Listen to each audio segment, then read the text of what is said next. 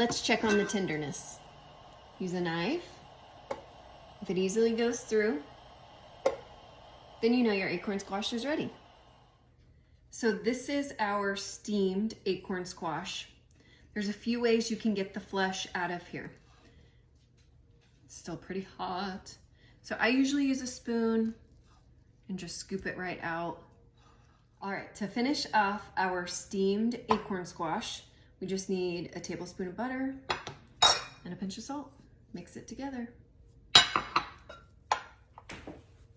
We're coming in hot. All right, we've got our three. Steamed, roasted face up, roasted face down. Let's see if we can tell a difference. Whew, it's hot. So the face up one is dried out a little more, not like too dry. The face down one has more of the texture of the steamed one. It didn't dry out as much. I'm add a little butter and salt to both of them, and then we're gonna taste. The moment of truth, we're gonna taste test. This one, roasted facing up.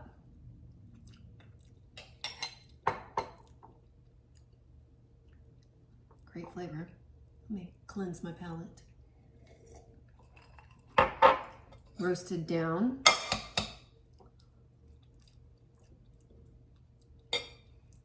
Roasted up has more flavor so far, but still wonderful roasted down. Cleanse the palate. Steamed.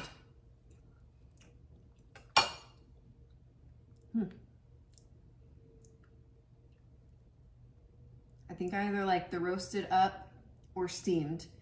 I like the steam because that's half the amount of time of cooking, so that's awesome, especially if you're a mom in a pinch and you need to get dinner made fast. But this one has the best flavor, for sure, of them all.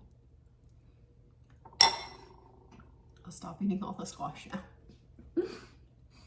I hope y'all try acorn squash. Don't be scared of it. It's a wonderful vegetable.